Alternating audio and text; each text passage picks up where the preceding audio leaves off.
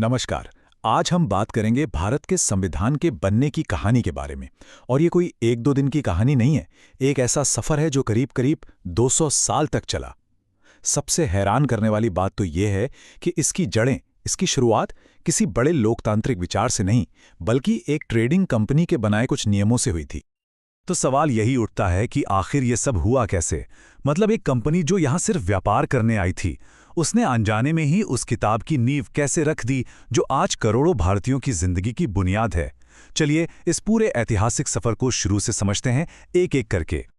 तो कहानी की शुरुआत होती है उस दौर से जब ईस्ट इंडिया कंपनी सिर्फ एक ट्रेडिंग कंपनी नहीं रह गई थी, बल्कि भारत में एक बहुत बड़ी पॉलिटिकल पावर बन चुकी थी। और लंदन में बैठी ब्रिटिश सरकार को अब ये लगने लगा था कि भाई इस बेकाबू होती ताकत पर लगाम कसना तो बहुत ज़रूरी है। और इसी सोच के साथ पहला बड़ा कदम उठाया गया। ये एक्ट एक टर्निंग पॉइंट था। देखिए, पहली बार ब्रिटिश सरकार ने ये माना कि कंपनी सिर्फ व्यापार नहीं कर रही, वो शासन कर रही है।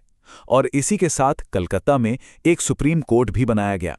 ये एक साफ इशारा था कि अब भारत में ब्रिटिश कानून का एक सिस्टम बनाया जा रहा है। इसके बाद आया 1784 का पिट्स इंडिया एक्ट, जिसने एक बड़ा दिलचस्प सिस्टम बनाया, डुअल कंट्रोल का। मतलब कंपनी को कहा गया कि ठीक है, आप अपना व्यापार संभालो, वो आपके डायरेक्टर्स देखेंगे।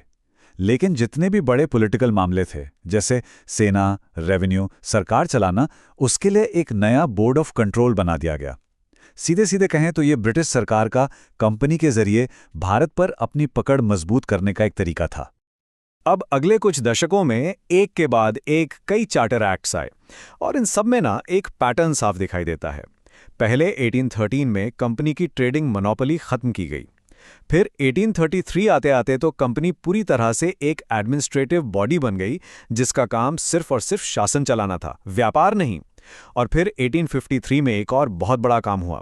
पहली बार सरकार के लेजिस्लेटिव यानी कानून बनाने वाले और एग्जीक्यूटिव यानी कानून लागू करने वाले कामों को अलग किया गया। यह मॉडर्न गवर्नेंस का एक बहुत जरूरी सिद्धांत था जो अब भारत में अपनी जड़ें जमा रहा था। और फिर हुआ 1857 का विद्रोह। इस एक घटना ने पूरे भारत को हिलाकर रख दिया।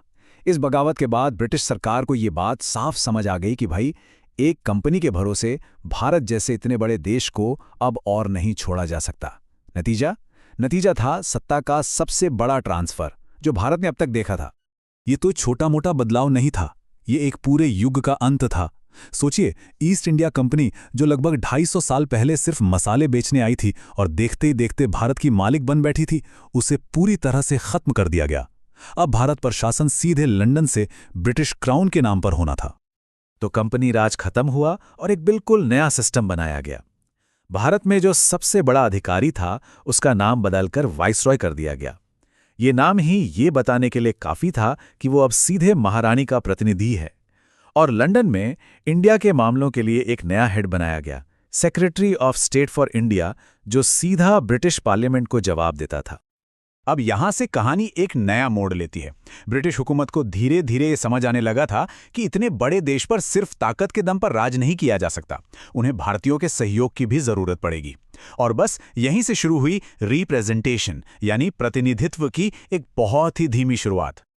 देखिए, 1861 में पहली बार कुछ भारतीयों को कानून बनाने की प्रोसेस में शामिल किया गया, भले ही सिर्फ नाम के लिए। फिर 1892 में इन काउंसिल्स को थोड़े और अधिकार मिले, जैसे बजट पर सवाल पूछने का हक। और 1909 आते आते ये भागीदारी थोड़ी और बढ़ी। ये सब बहुत धीरे धीरे हो रहा था, लेकिन एक शुरुआत तो हो ही चुकी थी। लेकिन इन्हीं 1909 के सुधारों के साथ एक ऐसी चीज भी आई जिसका असर बहुत गहरा और बहुत दूर तक होने वाला था। ये था सेपरेट इलेक्टोरेट्स का कॉन्सेप्ट। मतलब पहली बार वोटर्स को धर्म के आधार पर बांट दिया गया। तय हुआ कि मुस्लिम वोटर्स सिर्फ मुस्लिम कैंडिडेट को ही वोट दे सकते हैं। इस एक कदम ने भारतीय राजनीति में कम्युनल पॉलिटिक्स की नींव डाल दी, जिसकी गूंज हमें कई दशकों तक सुनाई दी। अब हम आ जाते हैं 20वीं सदी में। भारत में राष्ट्रवाद की लहर बहुत तेज हो चुकी थी। इसके जवाब में ब्रिटिश सरकार दो बहुत बड़े कानून लेकर आए।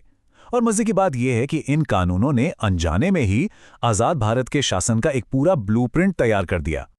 1919 का जो एक्ट था, वो एक बड़ा कंफ्यूजिंग सा सिस्टम लेकर आया, जिसे डायरकी कहते हैं। अब इसका मतलब क्या था? मतलब ये कि प्रोविंशियल सरकार को दो हिस्सों में बांट दिया गया। कुछ डिपार्टमेंट्स जैसे शिक्षा और हेल्थ भारतीय मंत्रियों को दे दिए गए, लेकिन जो असली पावर थी यानी पैसा और पुलिस, वो अभी भी अंग्रेज गवर्नर के ही हाथ में रही। मतलब ये पावर देने जैसा दिखता तो था, पर असल में पूरा कंट्रोल अभी भी उन्हीं के पास था। फिर आया 1935 का गवर्नमेंट ऑफ इंडिया एक्ट, और यह सिर्फ एक कानून नहीं था, इसे आज़ाद भारत के संविधान का लगभग एक फर्स्ट ड्राफ्ट कह सकते हैं। ये इतना डिटेल था कि जब बाद में हमारे लीडर्स संविधान लिखने बैठे तो इस डॉक्यूमेंट का एक बहुत बड़ा हिस्सा, खासकर एडमिनिस्ट्रेटिव स्ट्रक्चर, लगभग वैसा का वैसा ही अपना लिया गया। अब इस लंबे चौड़े डॉक्यूमेंट की सबसे जरूरी बातों में से एक थी पावर्स का बंटवारा, और ये बंटवारा 3 लिस्ट के आधार पर किया गया, जिसने भारत में एक फेडरल स्ट्रक्चर की नींव रखी। मतलब एक ऐसा सिस्टम जहां सेंटर और स्टेट्स दोनों के पास अपनी अपनी ताकत हो। और ये बंटवारा बड़ा सीधा सा था। कुछ सब्जेक्ट्स जैसे डिफेंस और फॉरेन अफेयर्स सेंटर को दे दिए गए, कुछ जैसे पुलिस और लोकल गवर्नेंस प्रोविंस को, और एक तीसरी लिस्ट भी थी जिस पर दोनों कानून बना सकते थे, जैसे कि एजुकेशन।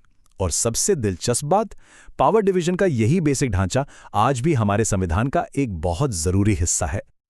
और बात सिर्फ पावर्स के बंटवारे पर ही खत्म नहीं हुई। इसी 1935 के एक्ट ने आज की कई बड़ी बड़ी संस्थाओं की नींव भी रखी। आज का जो हमारा सुप्रीम कोर्ट है और जो रिजर्व बैंक ऑफ इंडिया है, इन दोनों की जड़ें इसी एक्ट में हैं। एक तरह से इसने भारत को एक मॉडर्न देश चलाने के लिए जरूरी इंस्टीट्यूशनल बेस दिया। दूसरे विश्व युद्ध के बाद दुनिया बदल चुकी थी। ब्रिटेन अब उतना ताकतवर नहीं रहा था और भारत में आज़ादी की मांग अपने चरम पर थी। अब वक्त आ गया था इस लंबी कानूनी यात्रा का आखिरी चैप्टर लिखने का। और ये था वो दस्तावेज, इंडियन इंडिपेंडेंस एक्ट ऑफ 1947। ये उस 200 साल लंबे सफर का आखिरी मुकाम था, जिसकी शुरुआत एक ट्रेडिंग कंपनी के कुछ नियमों से हुई थी। और इस आखिरी कानून का नतीजा हम सब जानते हैं, जो इतिहास में हमेशा के लिए दर्ज हो गया। 15 अगस्त 1947। लगभग 200 साल की गुलामी के बाद भारत ने एक आज़ाद और संप्रभु देश के रूप में जन्म लिया। इस आज़ादी के साथ ही सब कुछ बदल गया। ब्रिटिश राज खत्म हो गया, वॉइसराय का ऑफिस खत्म कर दिया गया। लेकिन इस आज़ादी की एक बहुत बड़ी कीमत भी चुकानी पड़ी, देश का बंटवारा। और सबसे जरूरी बात यह थी कि अब कानून बनाने की सबसे बड़ी ताकत लंदन में नहीं, बल्कि भारत और पाकिस्तान की अपनी कॉन्स्टिट्यूएंट असेंबलीज के हाथों में थी। तो इस तरह एक ट्रेडिंग कंपनी के नियमों से शुरू हुआ ये सफर भारत को आज़ादी के दरवाजे तक ले आया। अंग्रेजों का बनाया हुआ एक कानूनी ढांचा तो विरासत में मिल गया था, लेकिन अब असली चुनौती सामने खड़ी थी। चुनौती ये थी कि क्या इतने सारे धर्मों, भाषाओं और कल्चर वाला ये देश अपने लिए एक ऐसा संविधान बना पाएगा जो सबको एक साथ जोड़कर रख सके। एक कहानी खत्म हुई थी, लेकिन असली कहानी तो अब शुरू होने वाली थी।